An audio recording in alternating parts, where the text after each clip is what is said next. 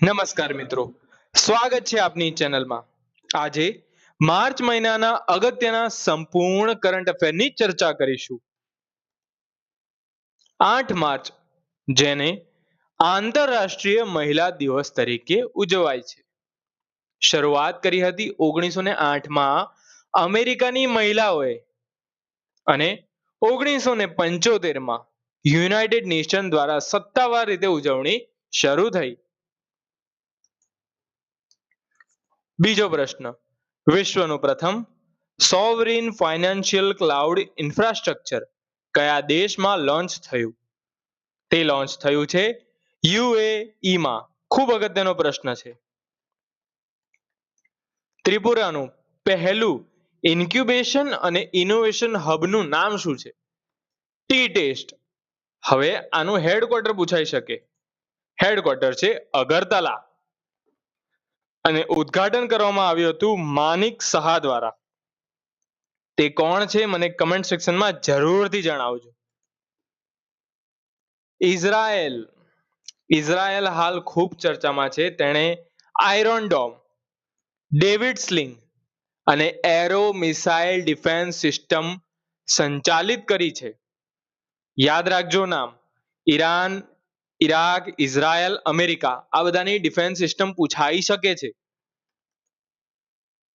Mission Vasundhara 3.0 કયા રાજ્ય દ્વારા શરૂ કરાયું છે? આસામ. માઉન્ટ આબુનું નવું નામ શું રાખવામાં આવ્યું છે? આબુરાજ. ઇઝરાયલની લશ્કરી કાર્યવાહીનું કોડનેમ શું હતું? યાદ છે, ઇઝરાયલે લશ્કરી કાર્યવાહી કરી હતી ઈરાન ઉપર અને તેનું નામ હતું લાયન્સ રોર. પ્રાચીન ભારતીય વિજ્ઞાન પર રાષ્ટ્રીય સેમિનાર ક્યાં થયો?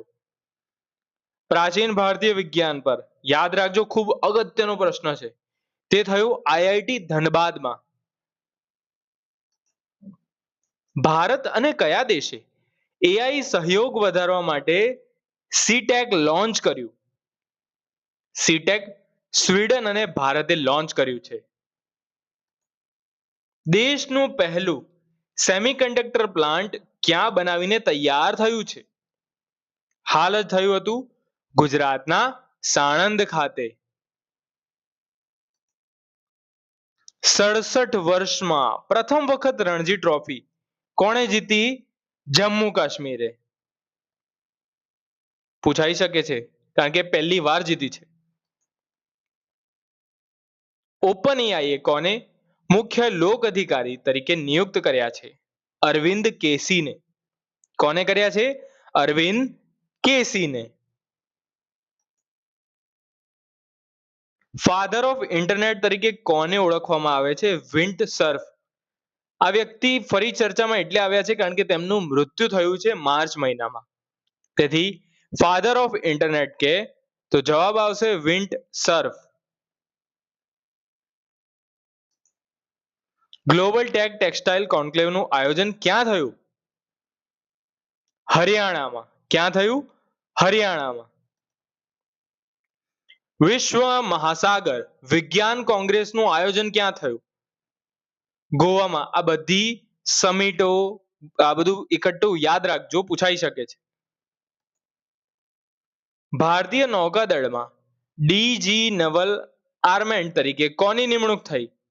બીપી સિંહની. ડેબ્રીગઢ વન્યજીવ અભયારણ્ય, ત્યાં શું થશે? ભારતીય બાયસન ફેસ્ટની બીજી આવૃત્તિ યોજાશે. 35મું સરસ્વતી સન્માન માટે કોની પસંદગી કરી? તેમનું નામ છે રામકુમાર મુખોપાધ્યાય. ભારતના ચીનમાં રાજદૂત તરીકે કોની નિમણૂક કરાઈ? વિક્રમ દોરાઈ સ્વામીની. Knight commander of order of British empire કોને આપવામાં આવ્યું? નટરાજન ચંદ્રશેખરને. યુનાઇટેડ કિંગડમે હાલ ઋતુપર્ણા સેનગુપ્તાને મહિલા સશક્તિકરણ પુરસ્કાર મળ્યો.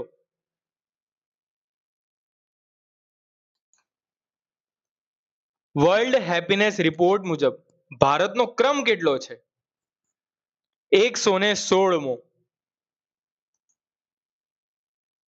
ભીમ પેમેન્ટ એપના બ્રાન્ડ એમ્બેસેડર તરીકે કોની નિમણૂક કરવામાં આવી છે? મહેન્દ્રસિંહ ધોની. 2026માં માત્ર ને માત્ર 15 વર્ષની ઉંમરે સૌથી નાના T20 સેન્ચુરિયન કોણ બન્યા છે? ઉત્રુક્ષી મનિંડર.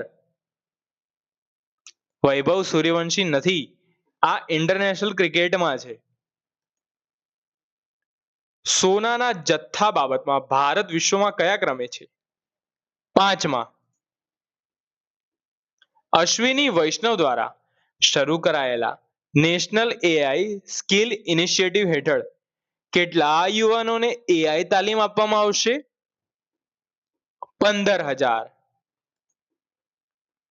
ઇન્ડિયા ઓપન 2026માં મહિલા ખિતાબ કોણે જીત્યો? અનાહત સિંઘે. તેમણે હાના મોટેઝાને હરાવ્યા. બ્રિક્સ સીસીઆઈ ડબ્લ્યુઈ સમિટમાં મહિલા સશક્તિકરણ માટે કોને સન્માન મળ્યું? યાદ રાખજો, બ્રિક્સ સીસીઆઈ ડબ્લ્યુઈ સમિટ આવે, મહિલા સશક્તિકરણ આવે, તો જવાબ આવશે કલ્પના સોરેન. 24 માર્ચ, જેને વર્લ્ડ ટ્યુબરક્યુલોસિસ દિવસ તરીકે પણ ઉજવવામાં આવે છે. 2026માં યુનિફોર્મ સિવિલ કોડ પાસ કરનાર ભારતનું બીજું રાજ્ય ગુજરાત. વર્લ્ડ વોટર દિવસ 22 માર્ચના રોજ ઉજવવામાં આવે છે. 2025નો જ્ઞાનપીઠ પુરસ્કાર કોને મળ્યો? આર વેરાઈમુથુને. 14 માર્ચને પાઈ દિવસના રૂપમાં ઉજવવામાં આવે છે. ફ્રીડમ શિલ્ડ સંયુક્ત સૈન્ય અભ્યાસ કયા બે દેશો વચ્ચે થયો? યુએસ અને દક્ષિણ કોરિયા. બીસીસીઆઈ એન્યુઅલ એવોર્ડ 2026માં ક્રિકેટર ઓફ ધ યર તરીકે કોને પસંદ કરવામાં આવ્યા? શુભમન ગિલને. ભારત ટેક્સ 2026માં વિશ્વનો સૌથી મોટો ઇન્ટિગ્રેટેડ ટેક્સટાઇલ ફેર ક્યાં યોજાયો? ભારત મંડપમ, નવી દિલ્હી ખાતે. 23 માર્ચ, જેને શહીદ દિવસ તરીકે પણ ઉજવવામાં આવે છે. આ હતા મંથલી કરંટ અફેર. વિડીયો પસંદ આવે તો લાઈક કરજો, સબસ્ક્રાઇબ કરજો. ધન્યવાદ.